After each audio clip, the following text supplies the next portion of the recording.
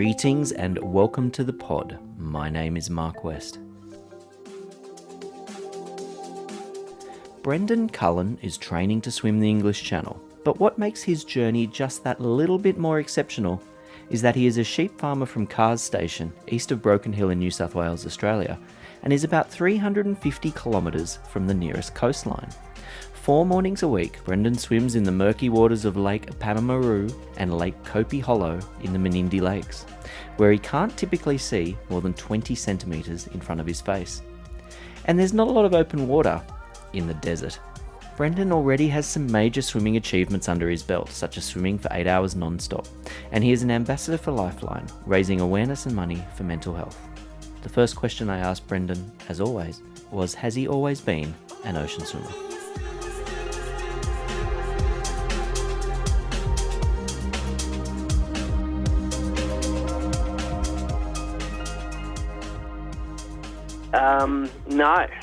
No, I haven't.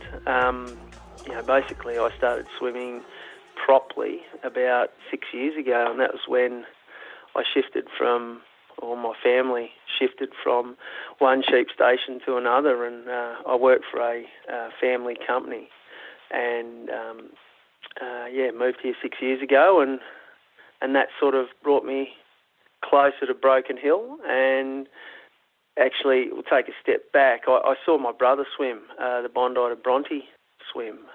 Went over and watched him do that, and I just thought it was amazing. And because I'd shifted and I lived closer to Broken Hill, I thought, I might join in the next Bondi to Bronte and, roll the arms over. And it sort of started from there. And it's still a fair distance from Broken Hill to Bondi. Yeah, it is. Yeah, over 1,000 k's or whatever. Yeah, just a little bit. Yeah, it is. I mean, it can be expensive jumping in a plane and go over there, but it's a change of scenery, and it's I think the whole swimming thing is not only it's good for you physically, but to catch up with people.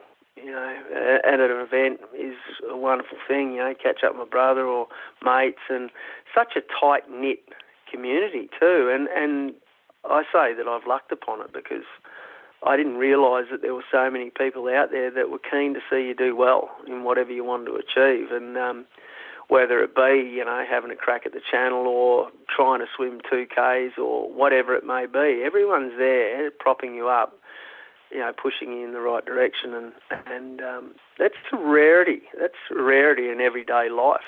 And because there's the odd knocker out there, isn't there? Regardless what you do, but with the ocean swimming or open water swimming or swimming in general, it just seems as if people are there to see you do well. And I must admit, I've never experienced it to the extent that I have. It's quite extraordinary. Yeah, it's a great community. I think that's one of the things about it that really, maybe you're attracted there because of the swimming or the sport or whatnot, but that community really keeps you, doesn't it? Oh, there's no doubt about that. I mean, I've met some wonderful people, in a physical sense. I've got a wonderful coach in Mike Gregory, and he's coaching a handful of fellas that are looking to swim, the channel, and I've met plenty of people through that process. And I joined up with Broken Hill Aquatic Swim Club in Broken Hill, and the people there are just wonderful, cracking families and whatnot. But it's interesting because when I joined up to Broken Hill Aquatic, I thought, there'll be some masters, older people swimming and whatnot. But I got there and they were all kids. Yeah. And I thought, gee, I'm out of my comfort zone here, and I jumped in and just started swimming, and the coach looked at me, and back then, a different coach back then, and he said, righto, go for a swim, and so I did, and I thought I could swim all right, and I realised very quickly that I couldn't. And he basically said, you've got to do this, this and this, and I realised that it was such a technical sport. I had no idea. So really, what I do is I swim, sort of pre-COVID, do 2 or 3 trips into town a week, and crank up some Ks in the pool and swim with the squad every now and again, and then swim in the lakes and whatever works, and then go down to Melbourne, swim down there, swim in Sydney, wherever I can get in the water, Mark.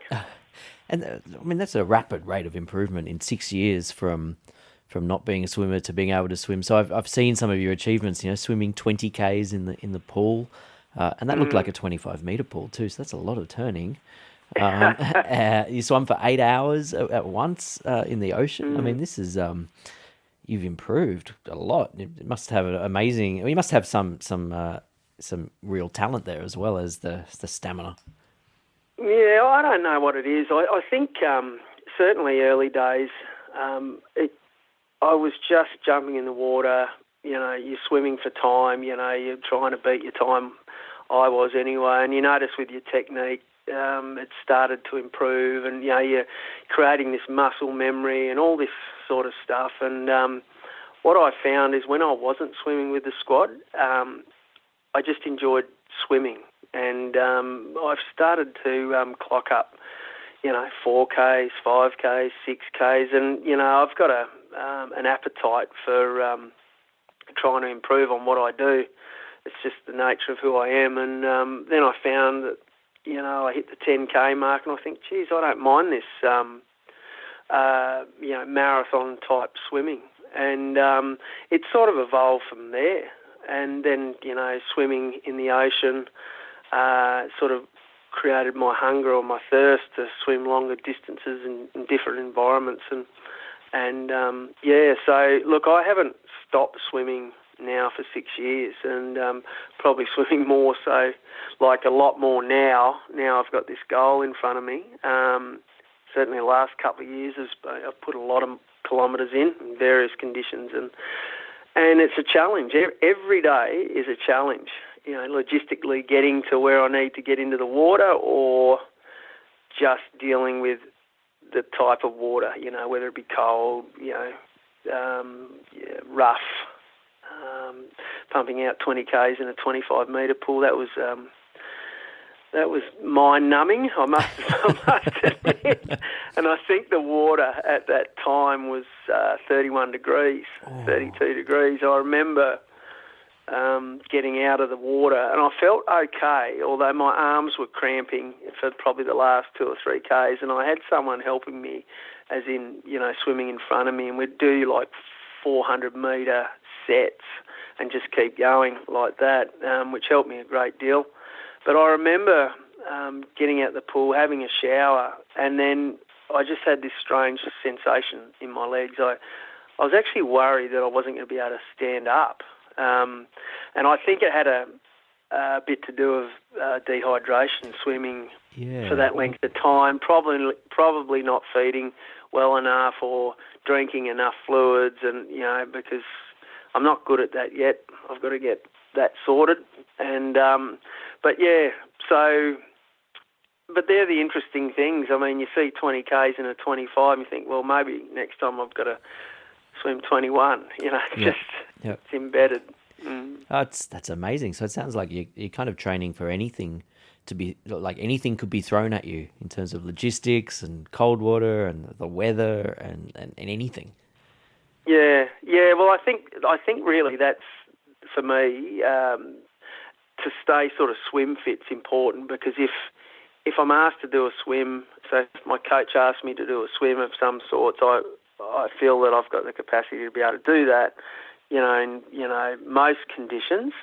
But there's pre-COVID, like this latest stint, I was down in Melbourne, and I'd ring him up and say, can I join in? And I'd go down there with my coach, Mike Gregory, and it'd be a couple of his mates down there, and we'd just jump in the water, and sometimes it's rough as guts, and it takes me out of my comfort zone because I'm not used to swimming in that sort of water.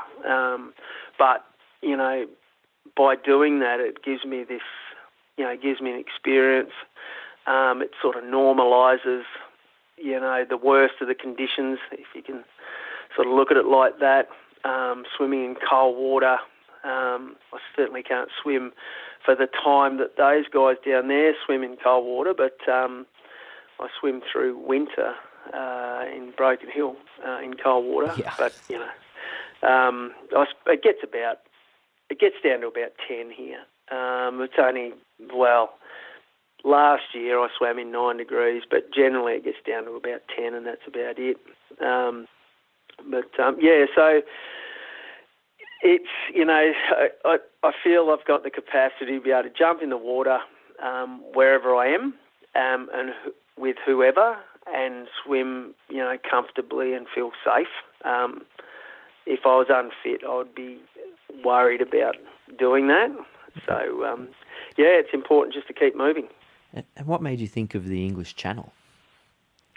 It's a funny one because not much at the start when I started swimming in Broken Hill. That was probably the furthest thing from my mind. And I did a trip. My wife is from Melbourne, so we go down there reasonably often, 2 or 3 times a year. And I went down there, and my brother-in-law took me down to Brighton Baths and for a swim. Went down there, and there was a brochure on the wall saying there was a English Channel qualifying swim the next day. And I read it, and I thought, oh, that'd be good. And there was a 2-hour, a 6-hour, and an 8-hour, and Michael Gregory was running it. And I had a chat with Mike, and I said, is there any chance I can join in? He said, yeah, sure, mate. And he said, what do you want to do? And I said, well, I'll do the 2-hour, because I had no idea what I was in for. And, it was a lot lighter then as well. So I jumped in about 8 o'clock in the morning, might have been, and swam for an hour and a half, and I was getting very cold. And I think the water was about 15, 16. And I made it to the 2-hour mark, and I remember thinking, oh, this is so cold. And I remember, physically shaking and whatnot in the water. I just wasn't used to it. And Mike was standing on the deck looking at me. He goes, how are you going, mate? And I said, yeah, I'm about to get out. And he looked at me and said, oh, I'll jump in with you, mate. We'll do a few laps around the Brighton bars. And I'm thinking, oh, I don't really want to do that. But I'm thinking, this bloke's a legend. I can't say no. So I took off with him. He got another half an hour out of me. I got out, and when I got out, I had a couple of people help me to the steam room because my legs were like jelly. So I suppose that triggered something. And first of all, we created this relationship, and we kept in touch for a good, 12 months or more. And I don't know, started swimming some distances back in Broken Hill and whatnot, and we had a bit of a discussion, and he said to me one day, he said, you should have a crack at the channel, as a passing comment. And I had a good think about that, and I rang him back and I said, mate, let's have a go. What do you like at coaching a bloke from afar, like 1,000 kilometres away? And he said, yeah, mate, well, let's do it. So basically 2.5 years ago, or 2 years and, 2 months ago, 2 years and 2 months, yep, we started the journey, and have been training ever since. And we're supposed to go September this year, like now, and but obviously we couldn't get over to England. Probably could have got to England, but there's a very good chance we wouldn't have been able to get out of England back into Australia, so we canned that. So now we've got a date for July the 28th next year. Okay. Got a spot there with Sea Leopard Charter. Oh, that's so amazing. That's quite exciting. That's something to look forward to. Oh, look, I can't wait. I mean, I just can't wait to get in and have a go. Like, it's, and it could be a blessing in disguise for me, in a way, just sort of build some more strength up, and, get heavier, and sort of, try and learn how to eat properly, and because, look, when I started all this, I was about 87 kilos. Now I'm 93, 94. Yep. and probably need to be another 2 or 3 kilos heavier, put more fat on. So I'll tell you, I'm enjoying the eating. There's no doubt about that. Well, I was going to say, yeah, the photos of you online, you look quite lean and strong. You don't look like you're carrying that much weight. Yeah, well, it just feels like that. But with that extra weight too, you need to keep your strength. So Yep.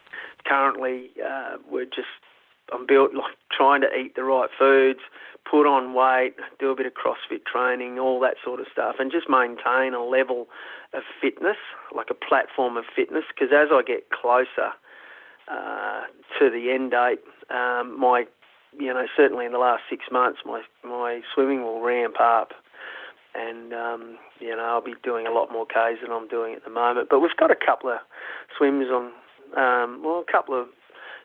the go. So hopefully have a crack at that Rottnest next year.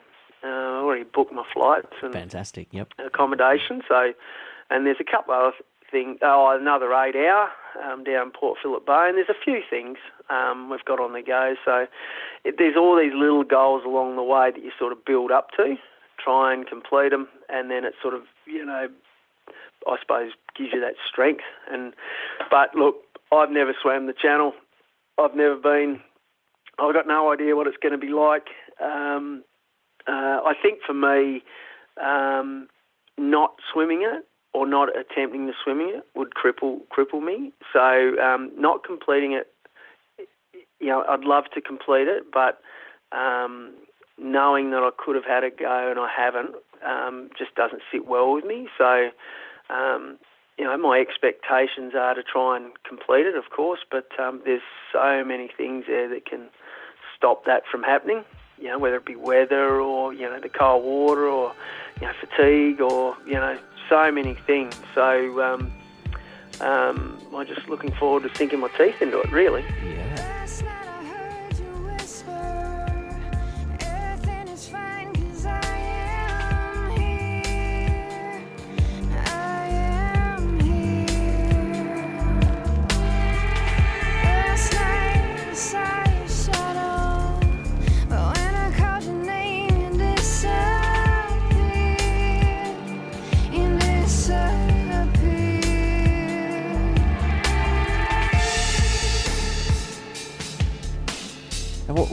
What's it like swimming in the Menindee Lakes? I mean, that's a very long way from the ocean. And it's interesting. You think of inland lakes, and sometimes you think of pristine, beautiful, flowing rivers or something. And some of the images I've seen of the Menindee Lakes, they're pretty brown, and with trees growing in them that you'd have to dodge when you're swimming. What's it like swimming in that? Yeah, it's a bit strange actually, because you can't see any further than about probably 20 centimetres in front of your face. Like, the water's murky. So you're never swimming in clear conditions at all, ever. And so, for me, certainly when I started trying to normalise cold water swimming, when I started there was not much water in the lakes at all. In fact, I was swimming along and my fingers were sort of touching the floor of the lake. I was actually swimming in what they call the Kopi Channel, which is like an offset to the Menindee Lake system. And one day I was swimming, and I was hitting fish all the time because the water was so low, it was dry. It's a weird feeling. And one went in my mouth, and this bloody fingerling went in my mouth. That was the weirdest thing. That's just having a live fish go in your mouth is just a strange feeling. And thankfully, the last couple of years certainly in the last 6 months, we've had significant inflows into the lakes, and it's given me a greater capacity to swim in sort of better conditions, and I can pick and choose a bit where I go. So at the moment I'm swimming in a lake called Lake Pamamaru, which is probably what you call the second lake before it spills into Menindee.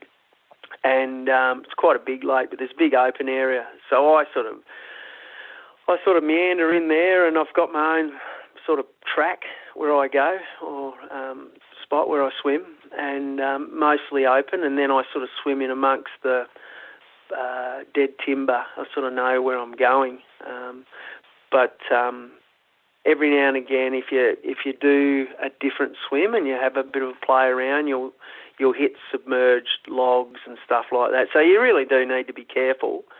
So it's best to familiarise yourself in where you're swimming. And I don't like to go out, in the real deep water because I'm by myself a lot.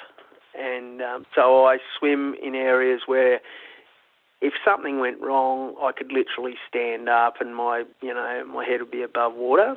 That's my safety net. I have got a couple of mates that every now and again come for a swim with me, which is great. I love it. I just love having people there with me because you spend a lot of time there by yourself, and it's just nice to be able to have that chat with someone and talk about swimming or whatever else you're doing during the day, and get on with your day. So, but look, I'm really happy that the lakes are there. That sort of helps me, I suppose, with that open water effect. If I get a strong northerly in summer, it blows its guts out, and you get pretty solid white caps, and it's very rigid type white caps.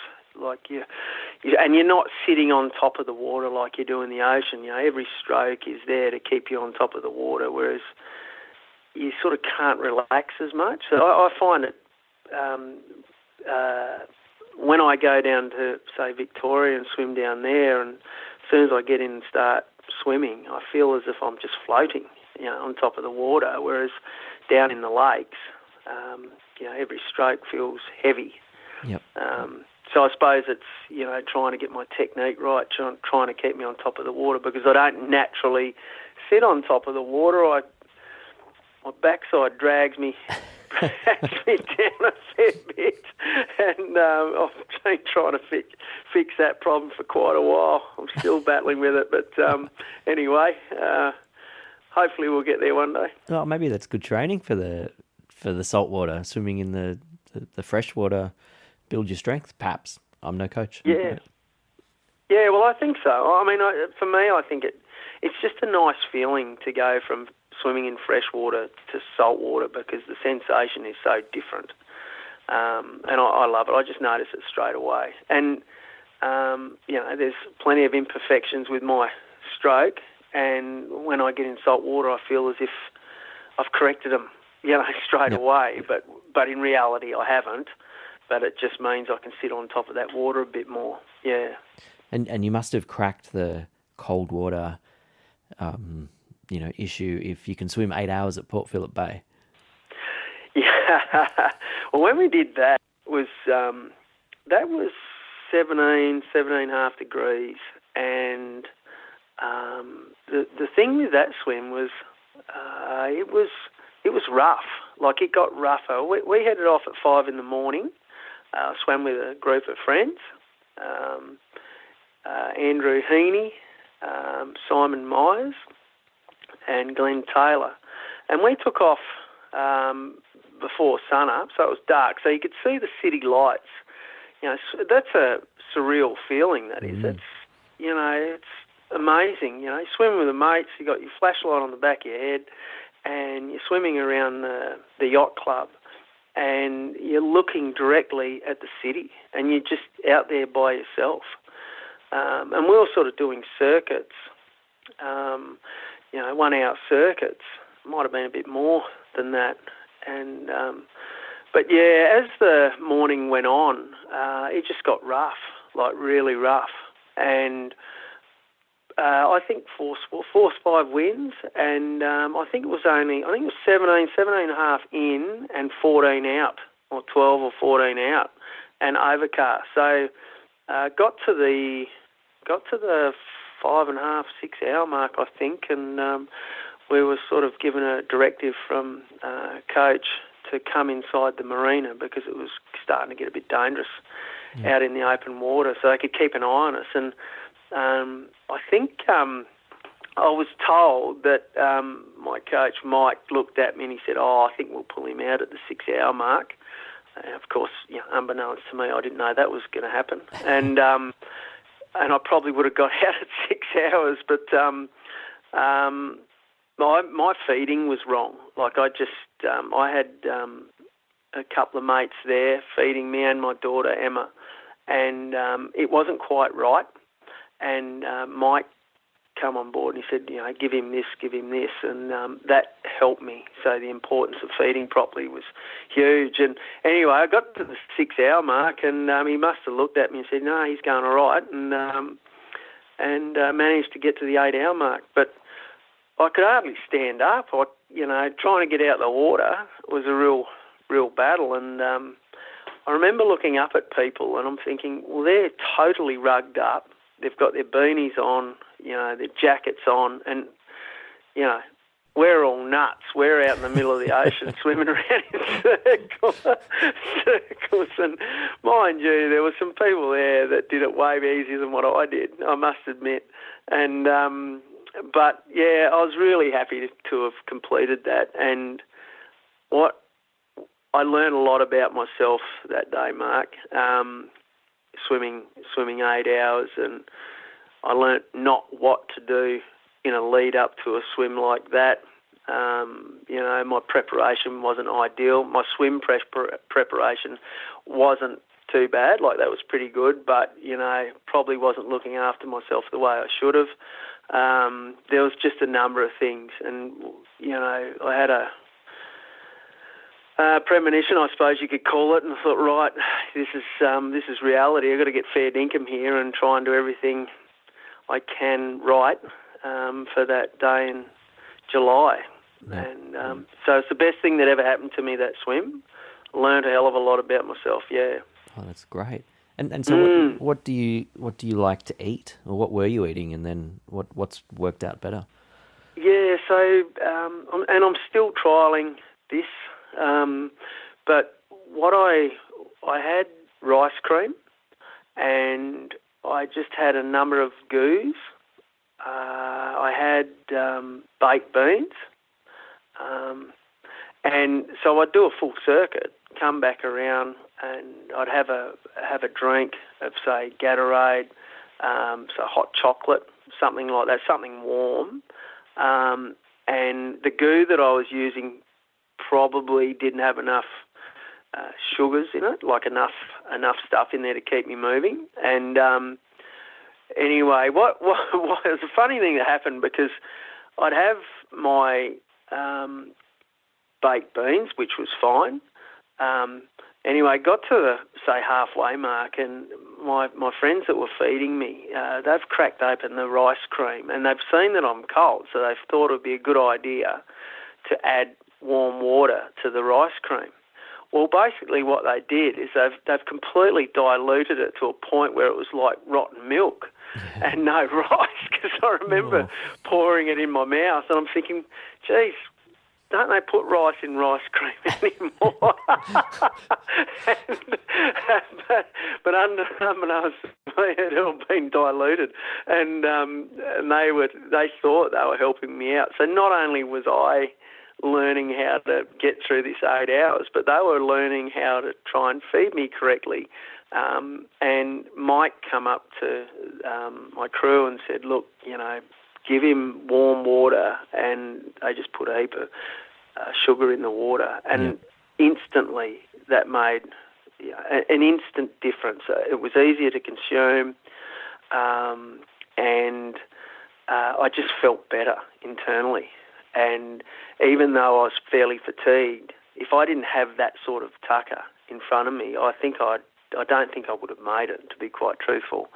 But also my lead-up feeding into that 8 hour wasn't ideal. Someone asked me, said, have you been carbo loading? Have you been looking after yourself coming into it? And I said, yeah, I had a feed of pasta last night, before the swim. And that was my lead-up feeding into the 8 hours. So wasn't very good. And I've since learnt a lot, about feeding well and, getting plenty of rest and, for significantly long swims like that. And it was just something I didn't do. basically I finished it and learnt a hell of a lot about the lead up into it, about trying to get to that 8-hour mark, and also recovering. But I must admit, Mark, at the end of it, I did ask if I could have a beer. Yep. The next day. Wasn't that night? It was the next. No, it was that night actually. And so I did. I hope they said yes. Yeah. Yeah, I had a couple of stubbies of stout and passed out, mate. I slept well that night. You slept amazingly well that night, I imagine. I slept very well.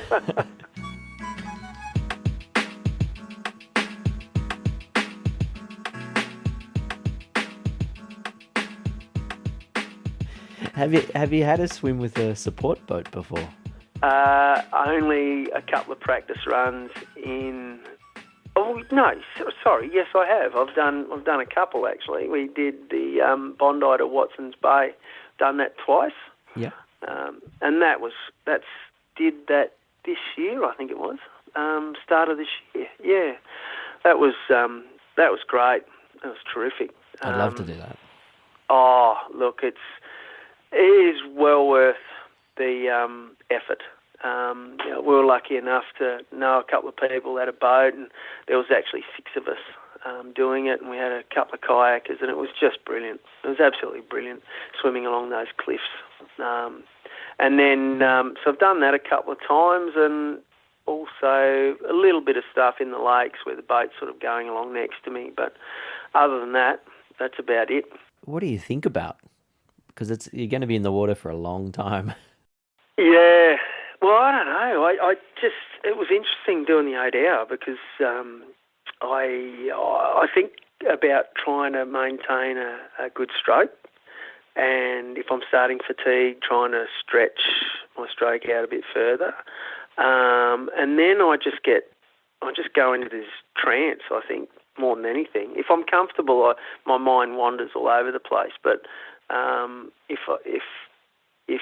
if the conditions are reasonably tough, I spend a lot of time just trying to do things right. So I'm concentrating heavily, to be quite truthful, on trying to get to the end point.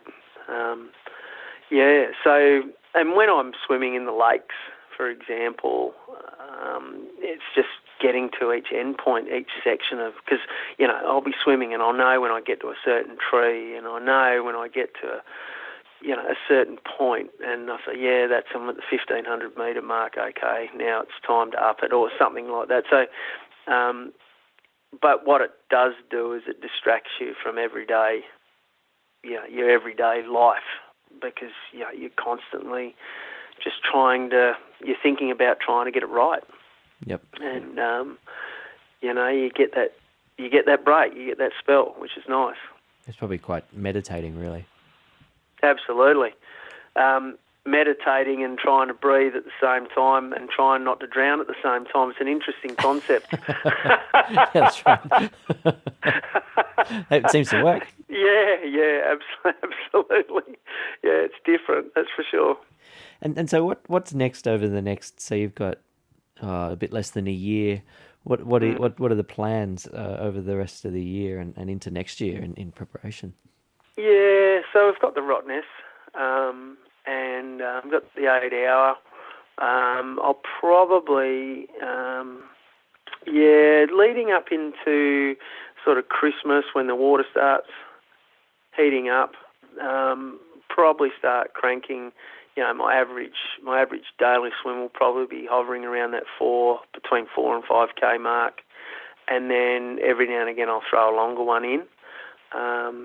So really, it's really about creating a bedrock of work, sort of leading up into December, and then ramping that up. Looking to do Rottnest. So I'm sure Mike Gregory will give me some horrendous pool sets to do, and I'll just get it done. I'll just go and get it done. And you always feel like you're achieving something. I think every time you get in the water, you feel like you've won. You get out and you go, yep, tick that box. Sometimes it can take a bit of effort to get there, But once you've completed a swim, you feel really good about yourself. So it's well worth the effort.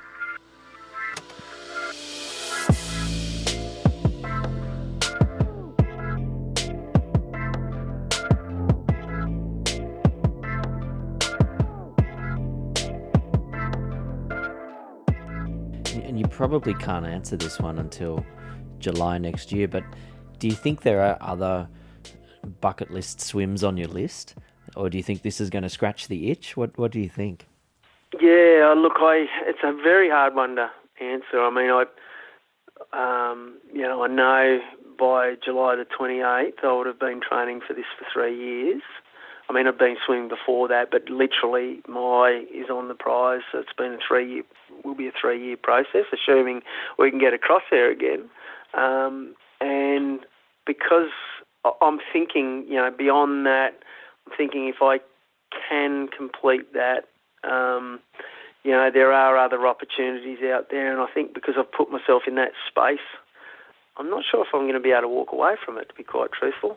Yeah. And maybe I don't want to because, like I said earlier, the capacity to be able to travel, jump in the water with,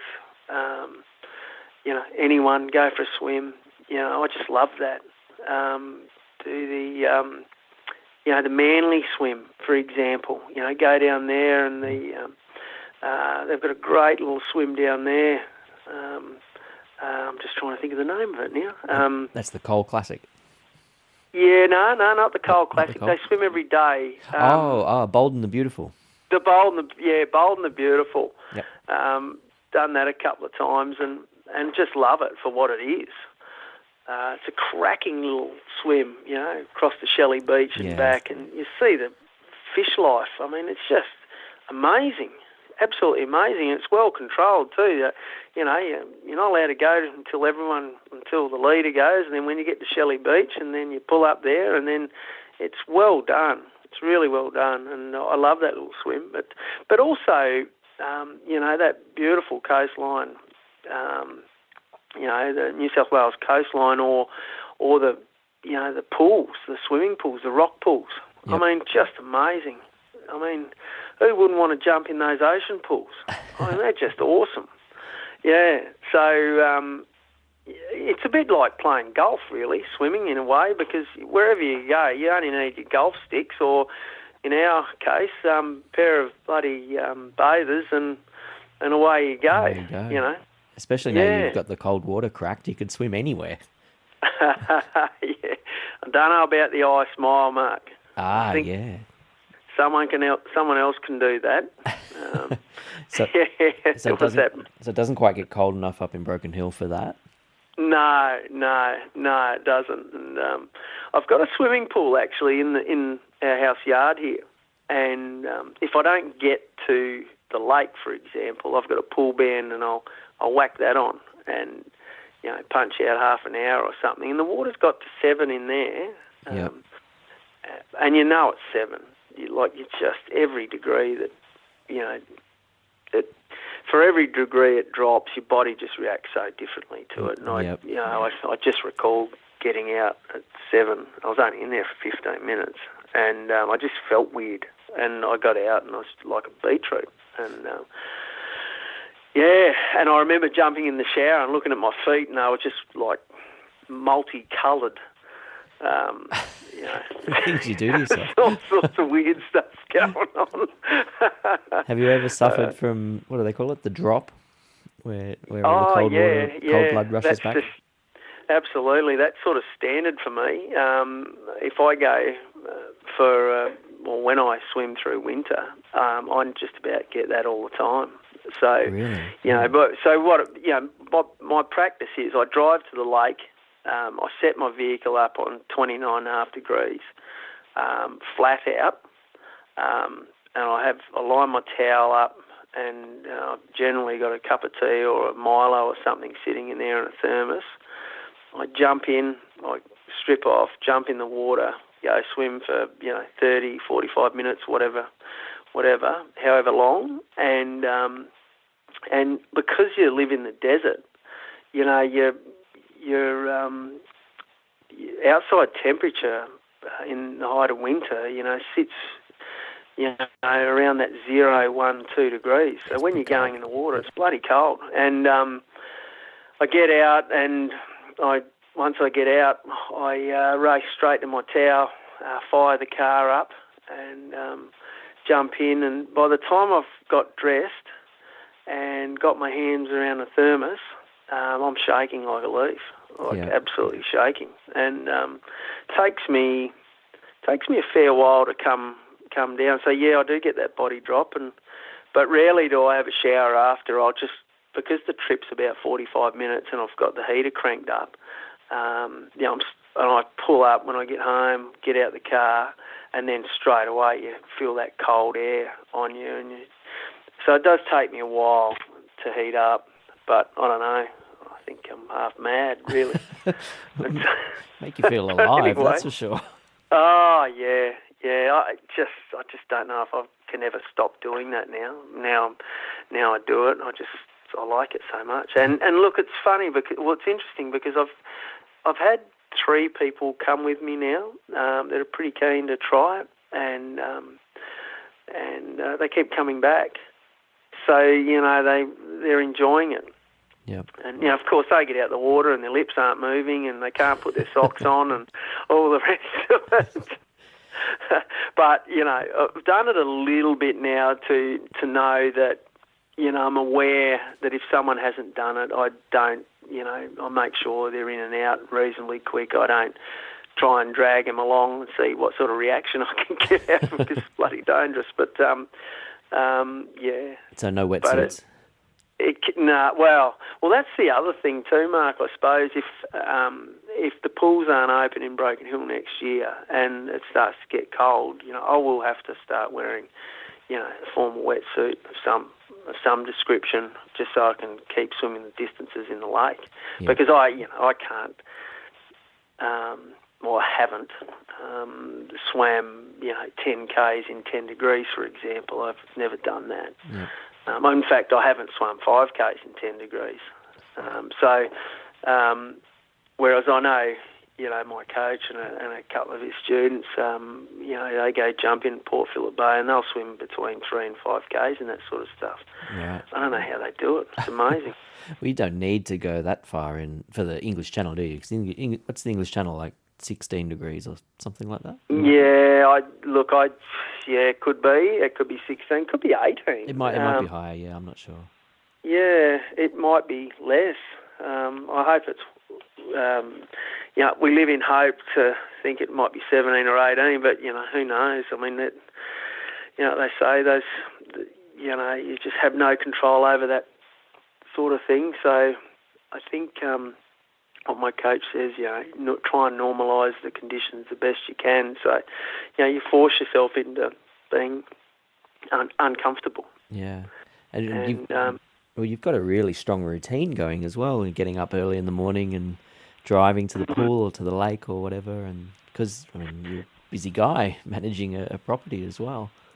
Yeah. I just, basically I try and get there in the morning, but, if we're doing stock work, for example, majority of our stock work is, early in the morning, mustering and whatnot, and that could lead us up until 11, 12, or by lunchtime. So you sort of miss out.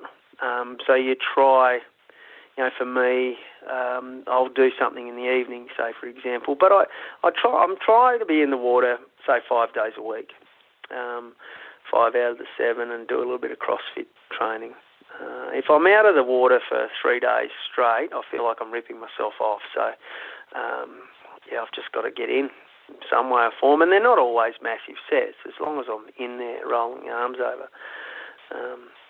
But that'll come. Yeah, and I guess the mustering and whatnot is pretty good CrossFit. Yeah, it's interesting because, it's something I've been used to my whole life, and I suppose you build up strengths in different areas. But one thing I am not is that's flexible. So, it's very difficult to, learning to stretch properly and do that sort of thing. But it can be quite physical at times. Yeah, true. I mean, we could spend, a couple of weeks straight on a motorbike and just doing, quite physical stuff, and then you add the swimming component or, gym or CrossFit component to that. I think, you'd burn up quite a few calories on a daily basis. So, it's important to keep shoving that food down your throat and getting plenty of sleep, Mark. Yeah. Well, I was going to say, you must be hungry and tired all the time. Yeah. I just, mate, by the time 8:30, 9 o'clock comes around, she's all over for me. And so I set my alarm for 4:30, 4:45 every day, as a rule. And if I haven't got my alarm set, I'm awake by 5 anyway. And I've just got so used to that. But, I love the mornings, Mark. I mean, it's just beautiful. So it doesn't worry me. But, I'm not one to be sitting up at 11 at night. I just can't get there. Well, I mean, that's still 8 hours sleep. I mean, that's good. Yeah, absolutely.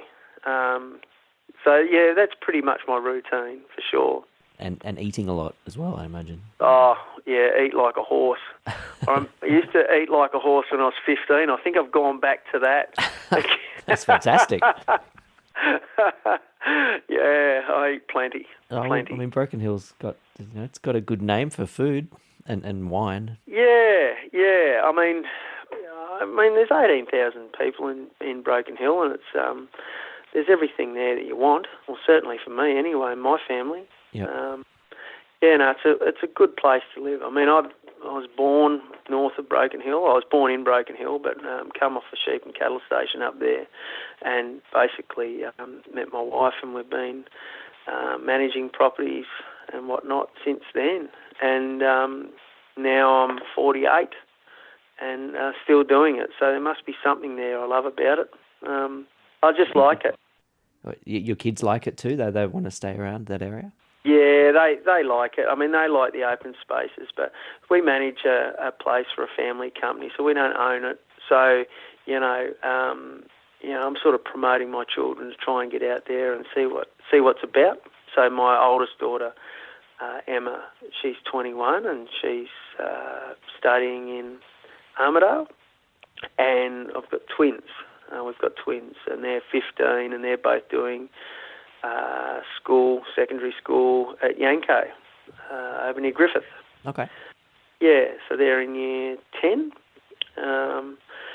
So 3 kids, and they're growing up quick. Do they go swimming with you? No.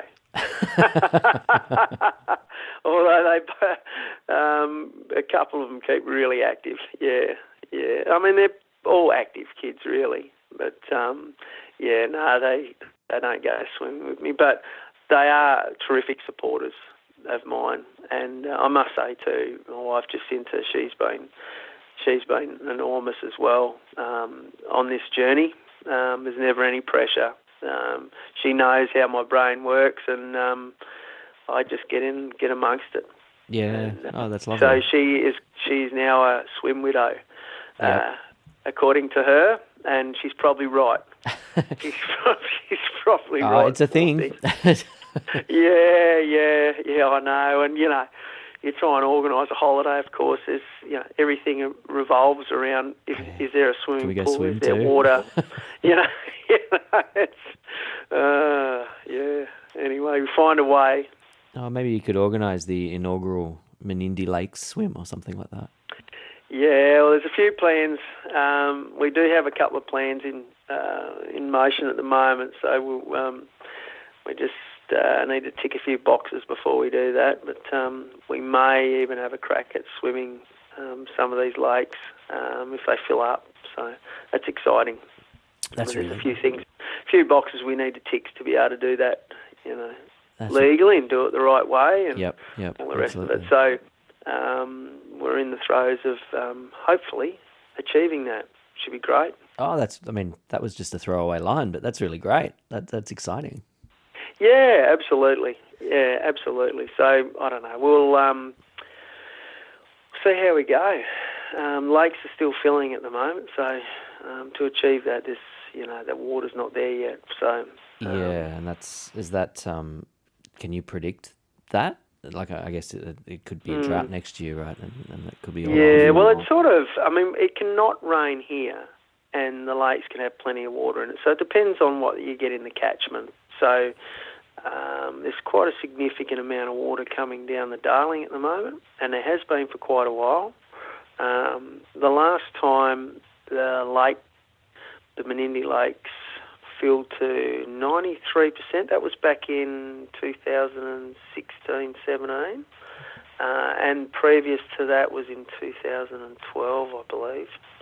So, we're in 2021 now, and there's significant inflow coming now. So it's exciting. It's exciting to see because, of course, the lakes fill up, but there's areas in and around the lakes, little smaller type lakes that fill up, and all these trees get a really good drink, and the bird life is extraordinary. Yeah. And the whole area just comes to life. It's quite amazing. It really is amazing. Yeah, that'd be beautiful to see. It must be tough during the drought periods. Yeah, I tell you, it's tough to see the lakes dry. There's no fun in that. And look, I've only been in and around the lake system since we've moved from up north of Broken Hill down here for 6 years. But I have a greater understanding of the importance of the lakes and what it means to the area. And when you see it, you just want to see it all the time. And in reality, once these lakes fill up, they just give so much back,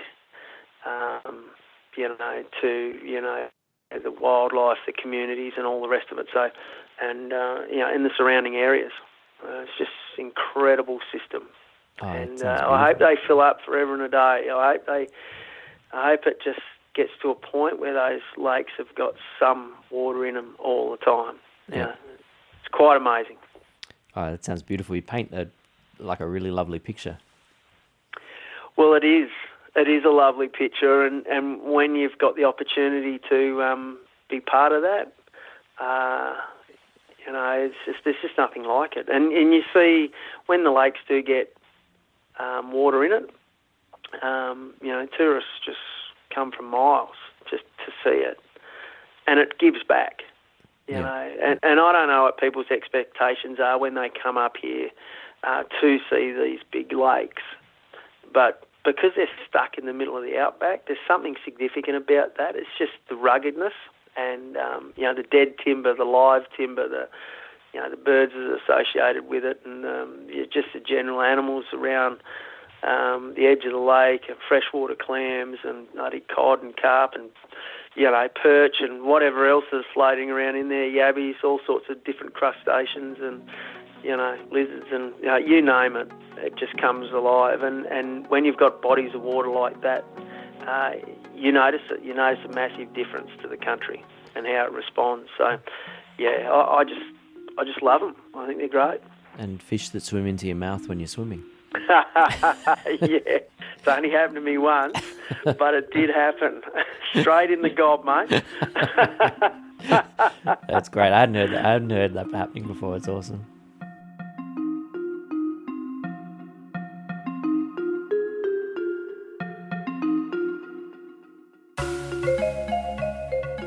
Thank you very much, Brendan, for taking so much time to chat to me about your inland swimming adventures on your way to a 2022 crossing of the English Channel. If you'd like any more information on Brendan's monumental journey, get over to the website at www.thepodpodcast.net. That's www.thepodpodcast.net. And if you like, you can follow me on Twitter, Strava. I'm lurking on most of the social media networks. Thanks again, Brendan. That's awesome. And thanks everyone for tuning in. I'll catch you next time on The Pod.